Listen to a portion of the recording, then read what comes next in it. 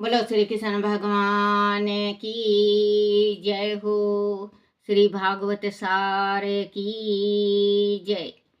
371 ध्यान करने वाले को पवित्र एवं एकांत स्थान में ध्यान के लिए बैठना चाहिए। एक आसन से बैठिए तभी एक ग्रसित होंगे।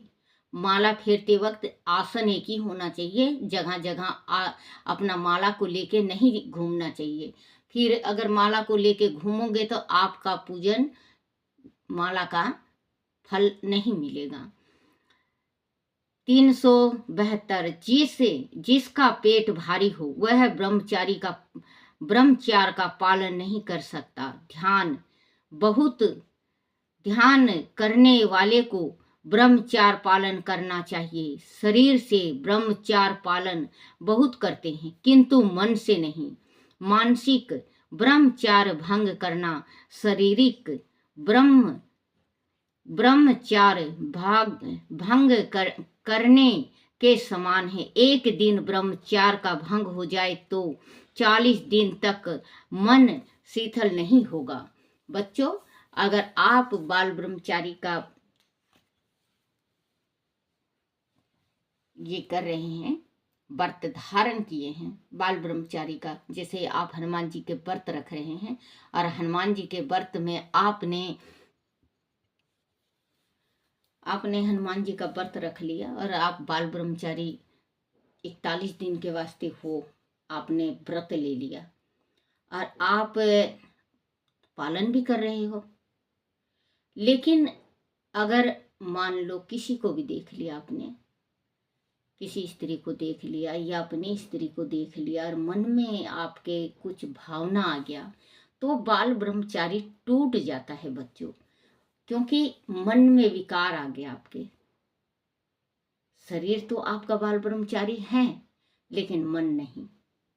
मन गलत भावने में आ गया ना बच्चों, तो उसको बाल ब्रह्मचारी नहीं कहा जाता। अगर आपका एक दफे भी इसके मन आपका डगमगा जाए तो 41 दिन तक मन शुद्धि नहीं होती। फिर आप बाल ब्रह्मचारी रखो या ना रखो, कोई फायदा नहीं, उसका कोई फायदा नहीं। अगर आपने हनुमान जी का व्रत रखा या किसी भगवती का रखा, देवी का, दुर्गा का रखा, काली का रखा और आप रह रहे हो, तो बच्चों आप बिल्कुल एक मनग्रस्त से सबको, संसार में जो कोई भी है, आपकी पत्नी हो, माँ है, बहन है, कोई भी स्त्री, सब आपको भगवती नजर आएंगी और बाहर की हो वो भी। आपके मन में पाप नहीं आना चाहिए। अगर आपके मन में पाप आ गया तो फिर कोई भी फायदा नहीं है आपका व्रत करना, क्योंकि तन बाल ब्रह्मचारी है, मन आपका भोगी हो गया। भोगी तो फिर चाहे तन से करो चाहे मन से, फिर कोई फायदा नहीं। 372 ध्यान करने वाले को पवित्र एवं एकांत स्थान में ध्यान के लिए बैठना।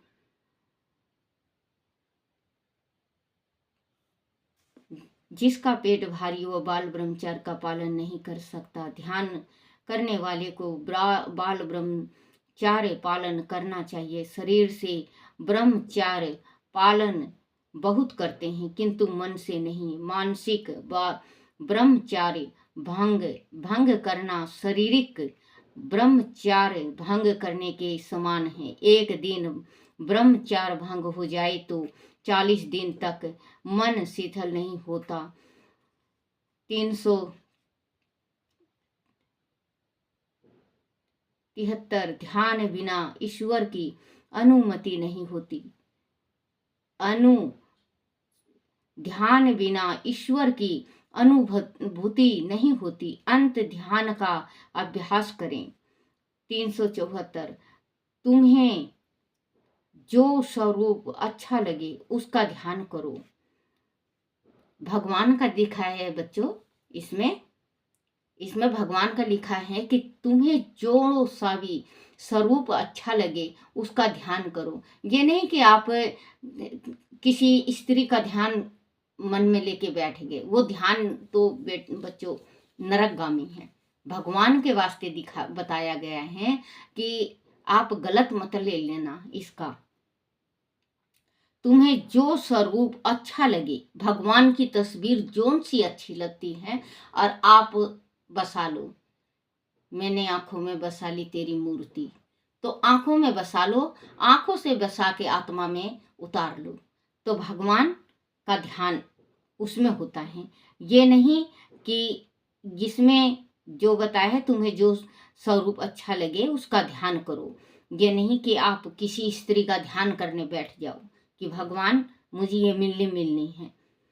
375 ध्यान में देह और जगत की सुध नहीं रहती, ऐसा ध्यान बनाएं।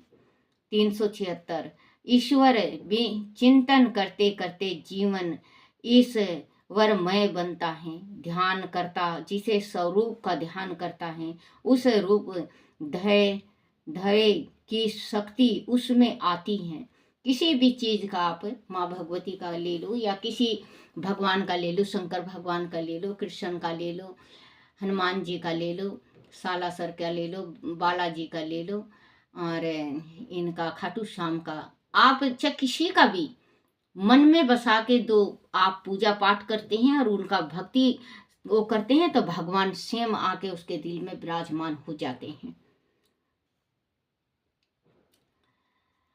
प्रेम ध्यान होता है। तुम भगवान को स्मरण करोगे तो भगवान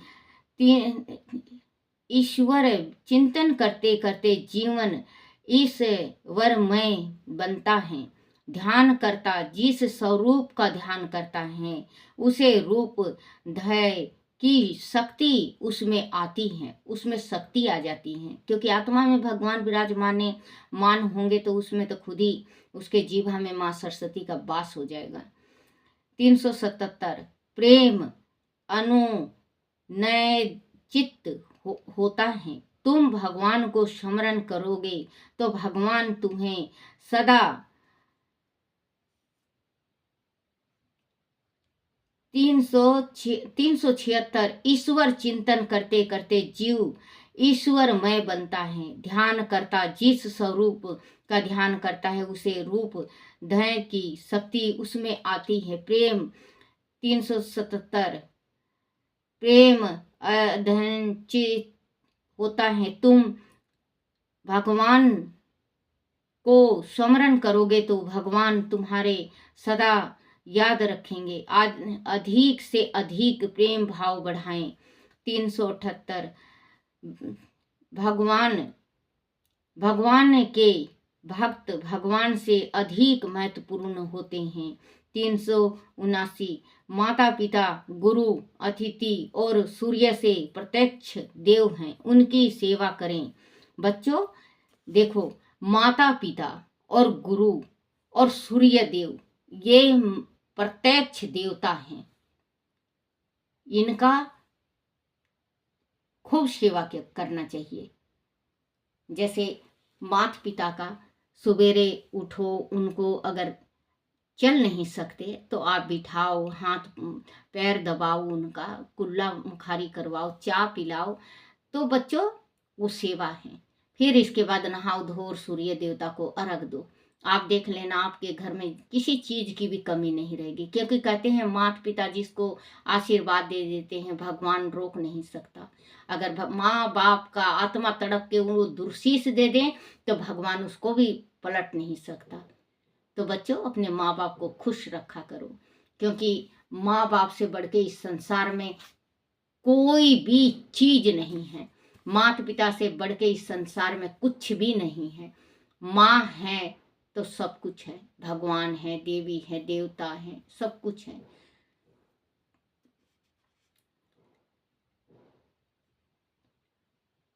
तीन सौ 79 माता पिता गुरु अतिथि। माता पिता गुरु अतिथि जो मतलब कोई मेहमान आए, अगर आपके घर में कोई मेहमान आता है तो उसका भी भगवान के जैसे स्वरूप होता है। और सूर्य यह प्रत्यक्ष देव हैं, उनकी सेवा करें।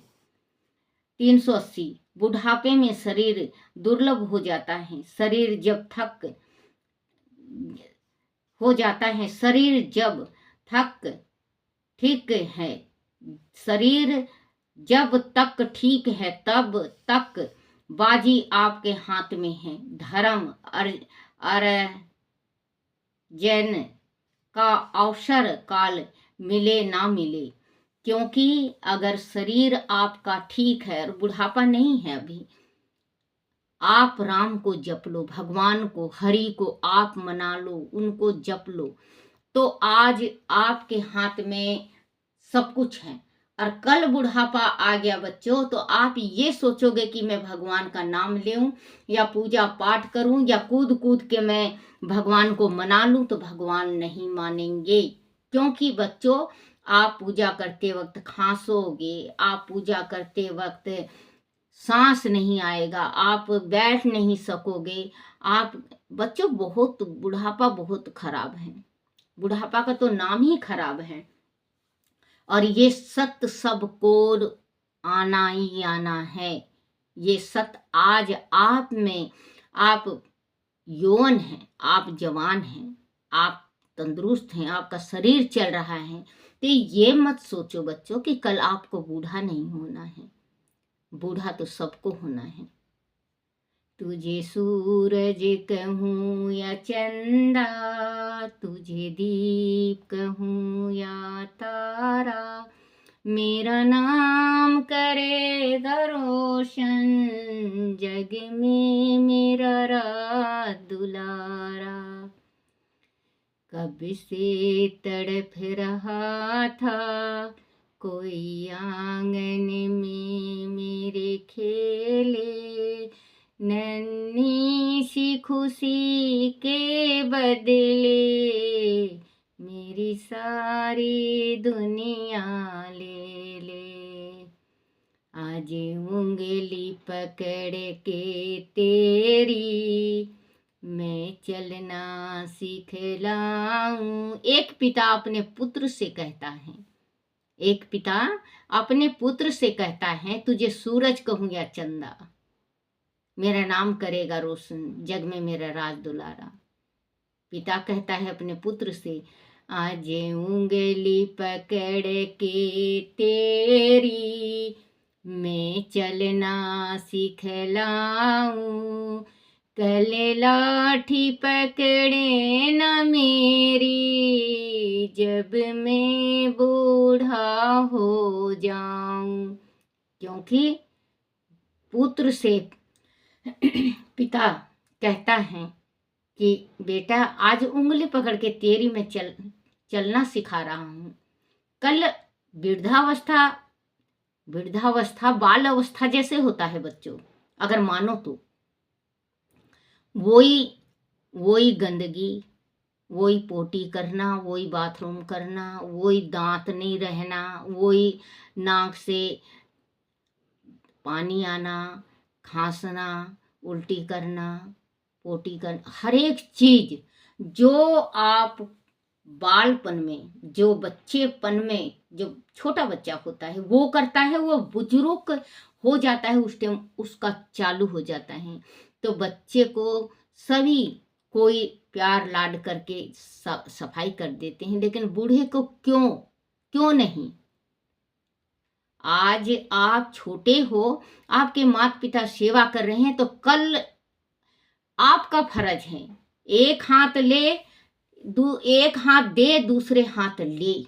परमात्मा ने ये जरूर कहा है कि एक हाथ ले और दूसरे हाथ दे, क्योंकि आज आप छोटे हो तो आपका सेवा आपके माता पिता कर रहे हैं, और कल वो बूढ़े हो जाएं और आप जवान हो जाओ आपके माता पिता के जैसे जवानी में बच्चा होता है, तो बेटा बेटी का माँ बाप खूब सेवा करते हैं। और कल बेटा बेटी जवान हो जाएं और माता पिता बूढ़ा हो जाएं, तो बच्चों हाथ जोड़ के प्रार्थना करती हूँ मैं ये जरूर आप लोगों से कि अपने माँ बाप को, अपने जैसे आप लोगों के बचपन में आप लोगों के माँ बाप ने सेवा किया है वैसे सेवा करो। आप उनको धमकाओ नहीं, उनको डांटो नहीं, क्योंकि वो लाचार हो जाते हैं बच्चों। उनके खांसी होती है, बलगम गिर जाए तो आजकल वो सफाई का जमाना है भैया, राख रुख तो होता नहीं, यहाँ पे थूक दिया वहाँ पे थूक दिया। अगर पोटी कर दिया तो बाथरूम निकल गया, तो हर एक चीज खातर जो बुजुर्ग हैं उनको मत डांटो। उनको डांटोगे तो आप नरकगामी हो जाओगे, आपका जीवन धिक्कार हो जाएगा, परमात्मा आपको अपनाएंगे नहीं। और आपके जो बच्चे हैं, आज जो आप ये सोच लो ना कि आज मेरे पिता मेरा बच्चा है। बच्चों, आप ये सोचो ना कि कल में मैं अपने माता पिता का बच्चा था और आज मेरे माता पिता मेरा बच्चा है। सेवा करो बच्चों, अगर सेवा करोगे वो आशीर्वाद तो देंगे, जो उनका रूंग रूंग 3 करोड़ रूंग जो आशीर्वाद देगी, आप धन्य हो जाएंगे। आपको किसी चीज की कमी नहीं आएगी। क्योंकि कहते हैं ना, कोई कोई कहता है कि इसके माँ बाप के आशीर्वाद से पनप रहा है। तो बच्चों, आप अगर जानते हो कि उसके माँ बाप के आशीर्वाद से पनप रहा है तो आप भी सेवा करो बच्चों। और भूल मत करना, भूल से भी भूल ना हो, इतनी शक्ति हमें देना दाता, मन का विश्वास कमजोर होना, इतनी शक्ति। क्योंकि जिस टाइम आप सेवा करो, आप भगवान का एक भजन गाओ बस, ये इतनी शक्ति हमें देना दाता, मन का विश्वास कमजोर होना, भूल से भी कोई भूल होना। क्योंकि जिस टाइम सेवा कर रहे हो, हे मेरे पिता परमेश्वर, मेरे से कोई भूल ना हो, सेवा में कोई भूल ना हो, भूल से भी कोई भूल ना हो। फिर देखना बच्चे, मेरा तो फर्ज है बताने का, जो मैं ज़्यादा बोलती भी हूँ, और आपका देखो बच्चों समझने का और सोचने का। क्योंकि कहते हैं बड़ा जो भाई होता है वो पिता के समान होता है, छोटा भाई जो होता है वो बेटा के समान होता है। अब मानने वाले बच्चों, अगर एक लकड़ी है, आप लगाओगे इसमें गोडे में और पड़ाक देसी तोड़ दोगे। अगर आपके 2 लकड़ियां 4 लकड़ियां टूट नहीं सकती। किसी ने कहा है, बंधी मुट्ठी राख की खुल जाए तो खाक की। वैसे ही गृहस्थी है, अगर मुट्ठी बंधी हुई है आपकी गृहस्थी की, आप पूरे परिवार एक साथ हो और मुट्ठी बंधी हुई है, तो आपकी गृहस्थी लाख की, और नहीं तो बच्चों खाक की। क्योंकि इज्जत नहीं होता। जिस घर में अलग अलग पार्टीशन हो गया, हो जाओ, अलग हो जाओ, संसार होती आई है, अलग रहो, लेकिन इतना प्यार रहे जैसे बचपन में है। भाई भाई से सलाह करे, बहन बहन से सलाह करे, माता पिता से सलाह करो, सारे बैठ के सलाह करो। अलग चूल्हा है कोई बात नहीं, अलग खाना पीना चल रहा है कोई बात नहीं, आप लेकिन एकता बनाए रखो। किसी घर में देखा है मैंने, इतना अच्छा गृहस्थी चलता हुआ अगर अलग हो गए तो इतनी बुराइयां चलती हैं। मेरी सास ऐसी थी, मेरा ससुरा ऐसा था, मेरा बच्चे एक बात ये देखो, अगर जीवन ही दे दिया तो और क्या देंगे आपको। कईयन खरबों रुपए का जीवन भी खरबों रुपए में भी नहीं मिल सकता। ये जीवन कईयन खरबों में कमा लोगे, नहीं कमा सकोगे, बिल्कुल नहीं कमा सकोगे।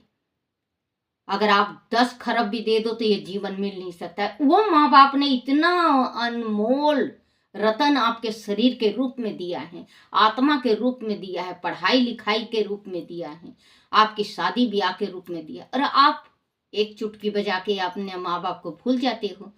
ये गलत बात है। आप अपने माँ बाप को अपने सीने से लगा के रखो। क्योंकि अगर उदास होते हैं तो आप जरूर पूछा करो, माँ क्या बात है, मेरे से नहीं कहोगे किससे कहोगे, पिता क्या बात है, कहीं जाना है, तीर्थ जाना है, कुछ दान करवाना है, कुछ भी हो पिताजी, जैसा समर्थ है मैं आपके पास खड़ा हूँ, मुझे बताया करो। बहू को भी यही चाहिए, क्योंकि वो पाप के माता पिता हैं, जो असली वाले हैं वो पाप के हैं, और ये जो सास ससुर बने हुए हैं आपके पति के माँ बाप, ये धर्म के हैं। तो कहते हैं कि पाप के माँ बाप से धर्म के माँ बाप बहुत बड़े होते हैं। अगर आप सेवा करते हो तो बहुत बहुत पुण्य कमाएंगे। तो बच्चों, आज नहीं तो काल उनको तो जाना ही है संसार से। ऐसा ना हो कि उनके जाने के बाद आप पछताओ, क्योंकि जब चिड़िया चुग गई खेत तो फिर क्या पछताए। सांप निकल गया तो उसके परछाई को, लकीर को डंडे से मारने से कोई फायदा नहीं, सांप निकल गया। अब जब आदमी नहीं रहेगा तो आप कितना भी रो लो, कितना भी गा लो, कोई फायदा नहीं। तो बच्चों, आपको जरूर ये छोटी छोटी बातें ध्यान रखना चाहिए, जो गृहस्थी आपका सुरग बन जाए। बोलो श्री कृष्ण भगवान की जय। 380 बुढ़ापे में शरीर दुर्लभ हो जाता है। शरीर जब तक ठीक है तभी तक बाजी अपने आप में है। धर्म अर्चना का अवसर काल मिले ना मिले। 381 माता पिता की सेवा करोगे तो बुढ़ापे में तुम्हारे बालक तुम्हारी सेवा करेंगे। मातु देव भव पितु देव भव, स्मरण रखें, शास्त्र का वचन है। बोलो श्री कृष्ण भगवान की जय हो। श्री कृष्ण गोविंद हरे मुरारी, हे नाथ नारायण वासुदेवाय, हे नाथ नारायण वासुदेवाय, हे नाथ नारायण वासुदेवाय। श्री कृष्ण गोविंद हरे मुरारी, हे नाथ नारायण वासुदेवाय। बोलो श्री कृष्ण भगवान की जय हो। हरिवंश पुराण की जय हो। हरिवंश पुराण में पराजित करके प्रश्नों से पासों से बांधकर पर्वतों में छिपा दिया। तब प्रहलाद द्वारा विष्णु का गुणगान सुनकर वह दुर्बुद्धि विष्णु को ललकारता हुआ युद्ध के लिए आमंत्रित करने लगा। अन्य दानव भी मधु को अपने नेता मानकर उनके पीछे हो लिए। तब गंधर्व तथा किन्नर आदि देवताओं के पक्ष में एकत्रित होने लगे। विष्णु भगवान भी वहां आ गए। विष्णु को देखकर मधु ने उनकी गर्दन पर मुष्टि प्रहार किया, जिससे विष्णु विचलित हुए बिना ही खड़े रहे। तब विष्णु ने मधु की छाती पर मुष्टि प्रहार किया, जिससे मधु घुटनों के बल भूमि पर गिरकर मुंह से रक्त उगलने लगा। तब झपट कर खड़ा होता हुआ वह महाबली विष्णु से बाहु युद्ध करने लगा। उस भयंकर युद्ध को देखकर ऋषि सिद्धि आदि स्तोत्र द्वारा विष्णु को मधु के वध के लिए उत्साहित करने लगे। उन्होंने कहा, एक रूप होते हुए भी आप अनेक रूप से सृष्टि करता लय करता है। सर्ग शक्तिमान परमेश्वर हैं। आप ही देव दानव तथा मानव अनेक को पालते हैं। आप आज्ञाकर्ताओं की पुष्टि को बढ़ाते हैं। आप ही काल स्वरूप हैं। आप ही प्रलय काल में उपस्थित होकर समूची सृष्टि को लील जाते हैं। आप ही वेदों की उत्पत्ति के स्थान है। सूर्य चंद्र आयु जल अग्नि आदि आप ही हैं। आप ही मैं यम हैं। आप ही ब्रह्मा और शिव हैं। आप ही वनस्पतियों औषधि नदी पर्वतों सागर आकार भूमि नक्षत्र तथा सब चराचर आप ही हैं, कोई अन्य नहीं। इस प्रकार चित होकर किया और मधु दैत्य का वहीं पर वध कर डाला। तब देवराज इंद्र को स्वतंत्र किया और मधु तथा उनके साथ केटव आदि देवताओं से प्रजा की रक्षा की। यह नारायण का ए हाय गिरवा वह आसव सिरवय अवतार कहा जाता है। अवतार धारण कर सज्जनों की रक्षा व दुष्टों का नाश भी भगवान विष्णु का एक प्रमुख कार्य है।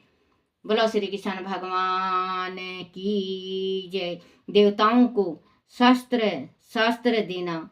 वे शाम जी ने आगे कहा, हे राजन, देवताओं को शास्त्र अशास्त्र प्रदान करने वाले भी वही हरि विष्णु हैं। तप से संयुक्त हुए देवताओं ने विष्णु को देखने की इच्छा से यज्ञ किया था। बोलो श्री कृष्ण भगवान की जय हो। श्री कृष्ण गोविंद हरे मुरारी, हे नाथ नारायण वासुदेवाय। बोलो श्री कृष्ण भगवान की जय हो।